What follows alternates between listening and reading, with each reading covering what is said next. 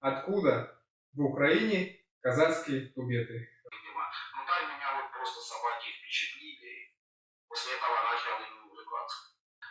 Я подумал, что может быть это какая-то смесь. Спрашиваю, может это смесь с кавказской овчаркой у вас? Или еще, ну, собака явно не кавказская овчарка и явно не алабай. Как в целом в Украине интерес именно к такому типажу собак? Ну ты ж там стоишь, не выскочит. Течет, сучка не отходит от нее.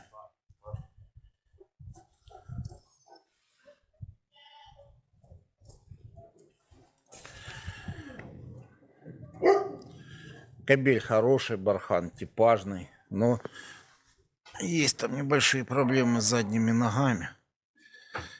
Вот и так хороший. 78 рост приблизительно. Ну, до 75, наверное, вес.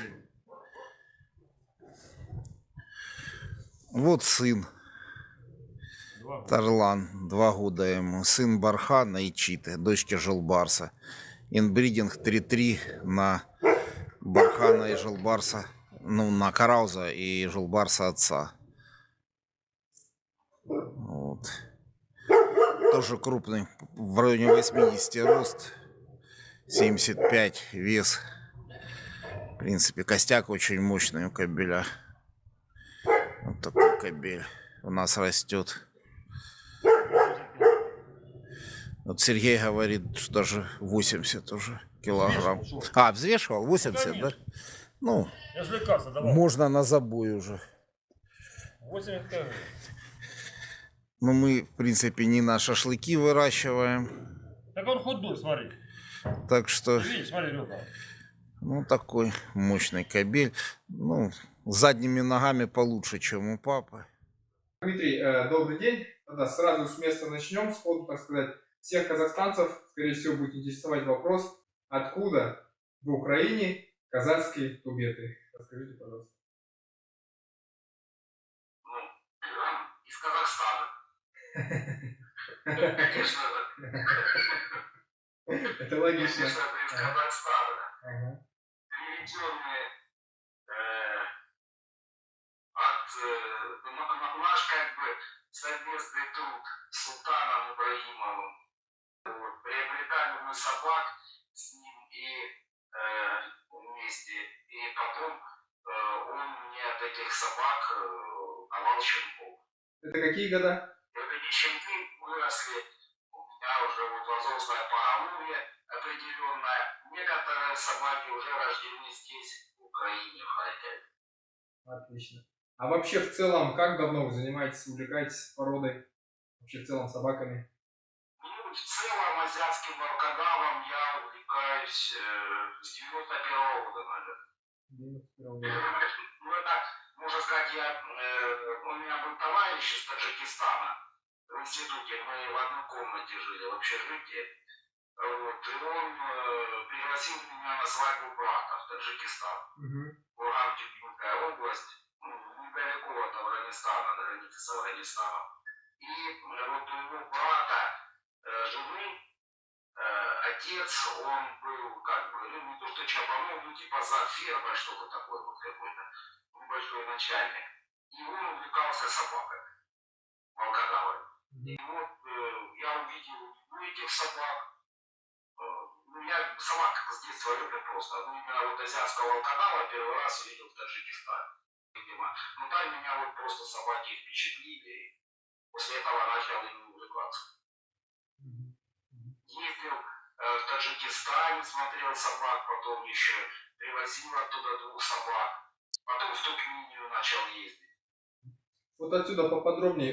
Когда мы разговаривали с Султаном, он сказал мне, что именно в Туркмении впервые вы встретились вот именно с тубетом. Расскажите, так ли это?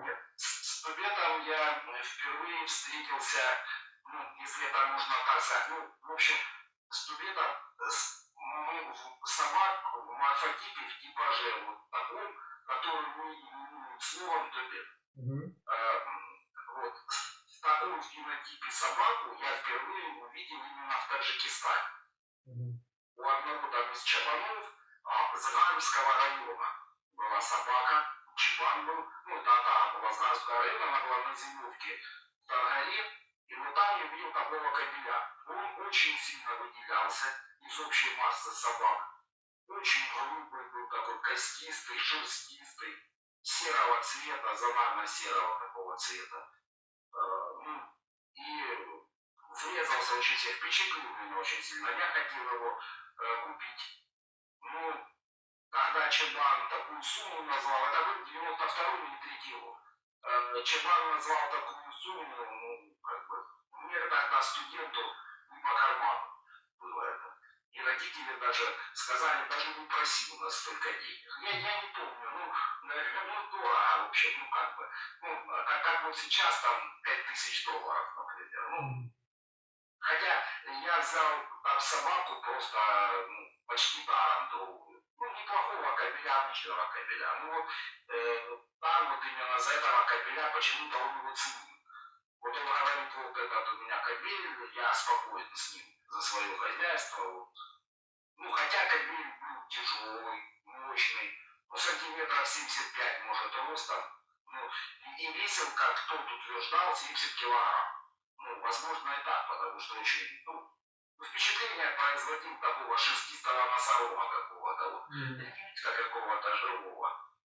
Ну, я тогда поразнился, ну, как-то вот я не задался вопросом, каким-то расспросить, где он его взял, почему именно у него вот остальные там полудворняне на атаре бегают, и вот этот кобель.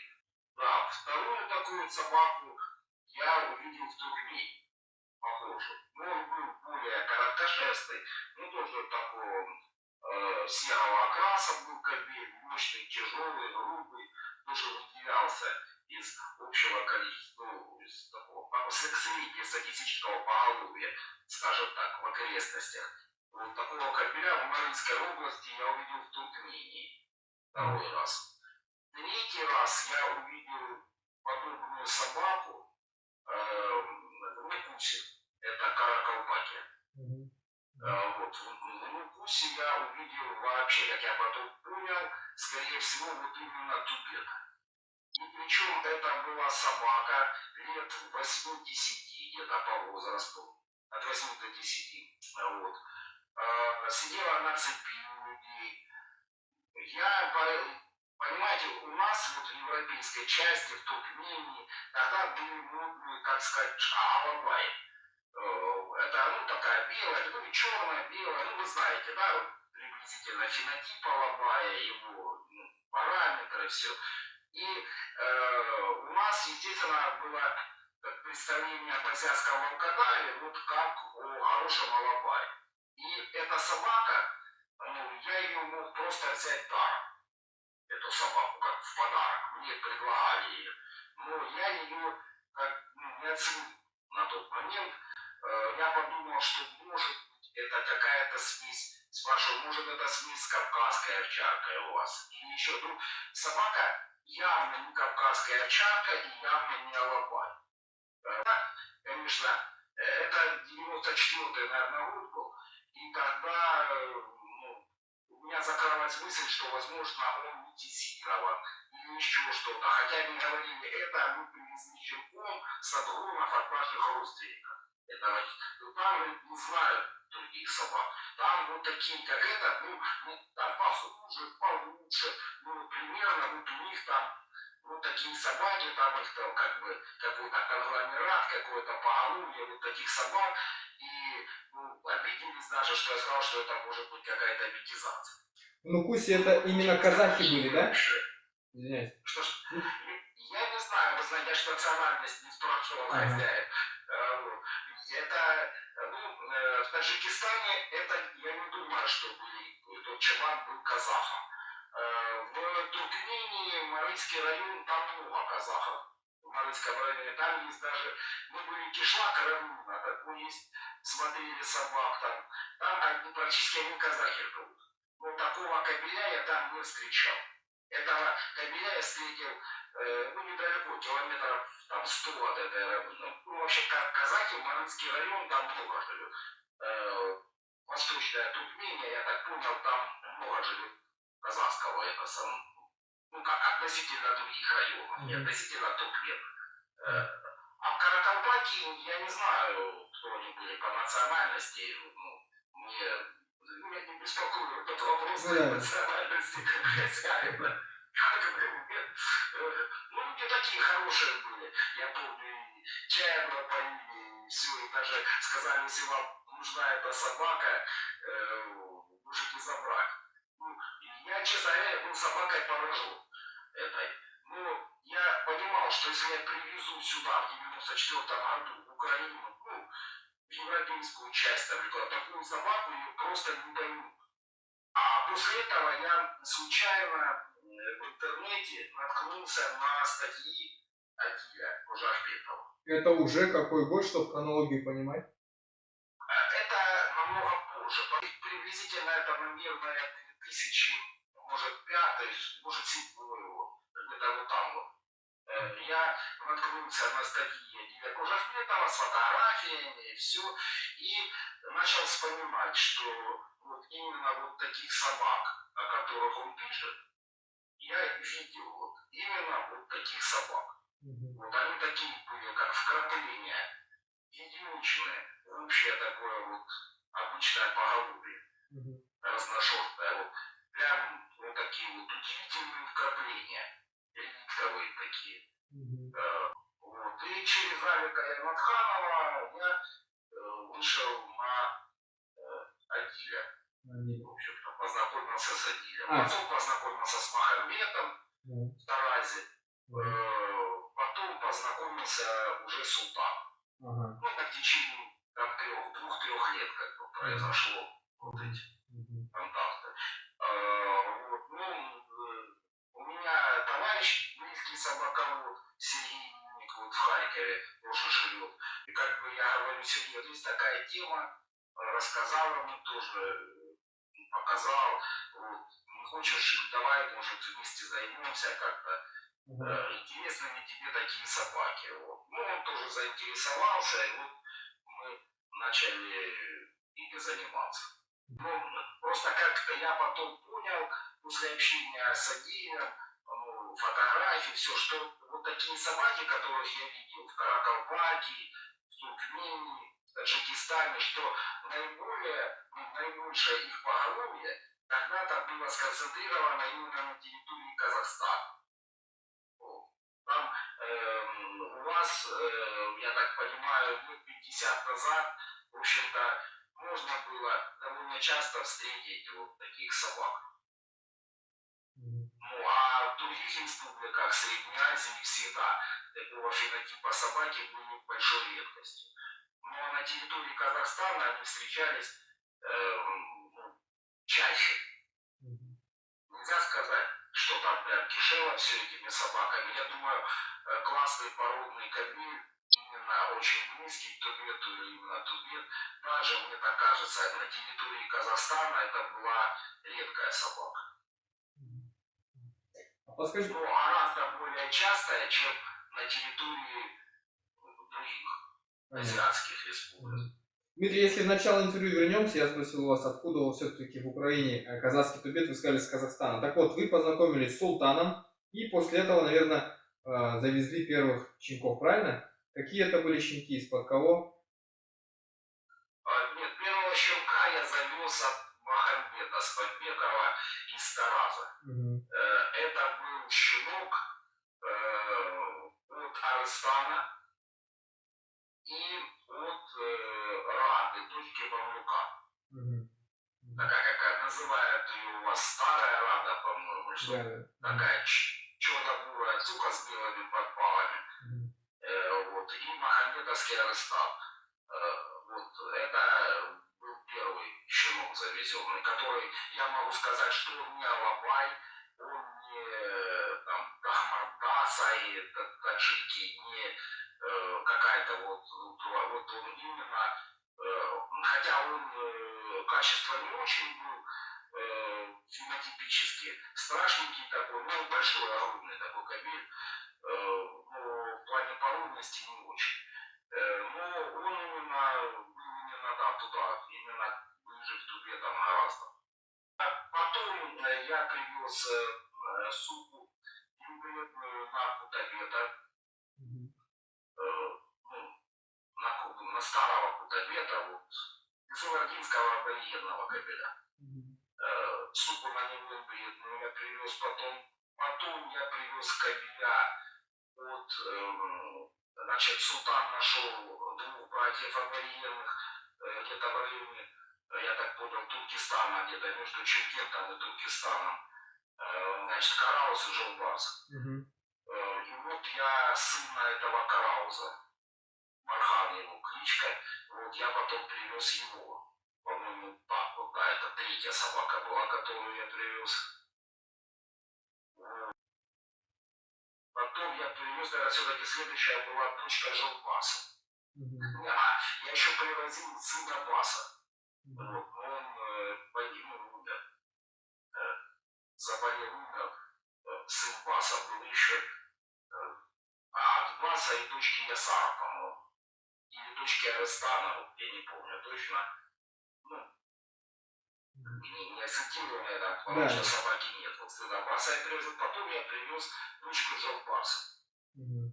Ну, вот у Султана есть такая рыжая, а Жолбин, вот у него одномоментница живут. Всё. Мгм. Понятно.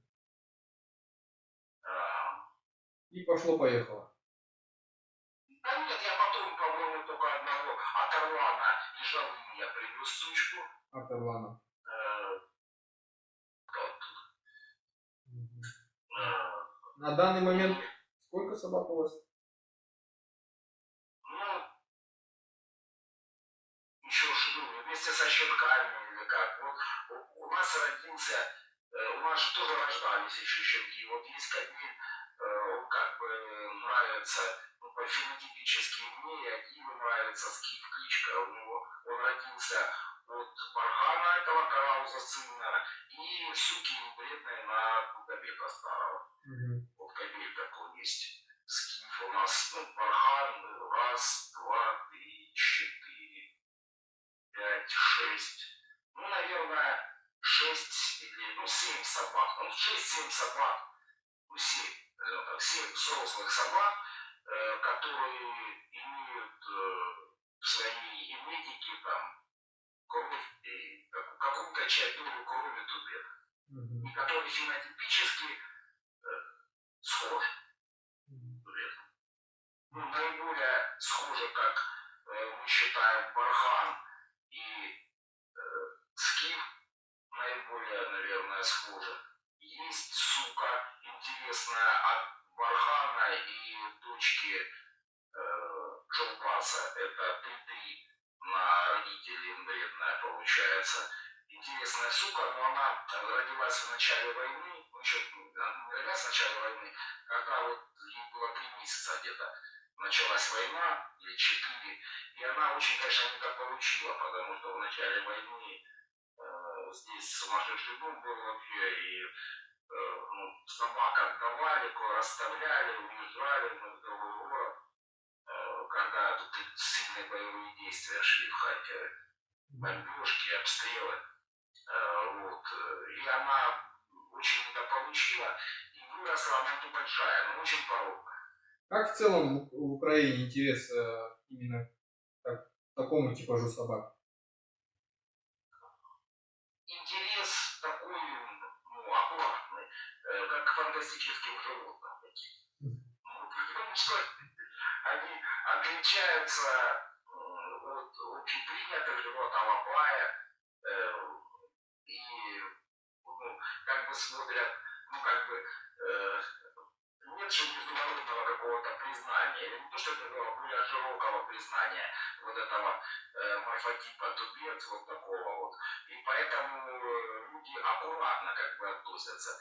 Ну, примерно вот плюс-минус, как я относился к кабелю в Каракалпакии. Вот собака нравится, ну что это за животное, я не совсем понимаю. Ну, вроде бы и не алабай, и не кавказец, и не караал.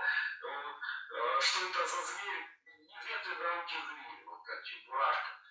Вот. Примерно такое. Вот видите, вы... В общем, собака нравится. Собаке нравится, даже собаководам, которые занимаются САО, собаки, ну, именно вот такие, которые эффектные фенотипические собаки, не просто как бы азиат определенного окраса. Что вот тубет это, ну, чтобы не говорить, что, вот, допустим, у вас много собак фенотипически, они далекие от тубета, но имеют характерный для тубета окрас. И, естественно, каждому человеку его личная собака нравится. И он, конечно, хочет считать себя, убеждать, что это тубет, что его надо разводить, что он уникален. Ну, конечно, для хозяина каждая собака уникальна. Поэтому это не подход разведенца, не подход кинолога и человека, который именно профессионально занимается породой. Он должен даже свою самую любимую собаку пустить в разведение, потому что она не соответствует каким-то характеристикам, не должен сам себя обманывать, что это у него тубет цепляет за какие-то там, за небольшое количество внешних признаков, там, окрас или правая задняя нога, или там длина хвоста и постав его. А смотрите, Но вот если у нас люди видят вот, бархана, допустим, нашего, либо скифа, ну, их собака впечатляет. Видно, что они собакой впечатлены. Но они не понимают, не знают, что это за порода. Вот. Поэтому большие на вас надежды, что все-таки у вас получится именно преподнести другим собаководам, которые хотя бы доказать собаководам, которые занимаются салонами, что существует вот такой вот определенный морфотип, казахский тубет, вот такая собака, вот она вот такая. И чтобы другие собаководы здесь у нас, которые занимаются азиатами, ну, чтобы у них не возникало сомнений, что это такое. Чтобы, да, они поняли, что да, действительно, вот есть такая собака, на которую ну, там, раньше как бы не выделяли, она очень малочисленна, очень, может, она даже практически вымершая на данный момент, но есть близкие к ней формы, и что это определенный вид, определенный морфотип, определенная порода или внутрипородный тип. смотрите, Дмитрий, Если вы это сможете продвинуть, потому что именно такая собака, вот она, и вот вы ее зарегистрировали как породу, ну тогда я вас уверяю, и будут достойные экземпляры, очень много будет энтузиастов и любителей этой породы здесь.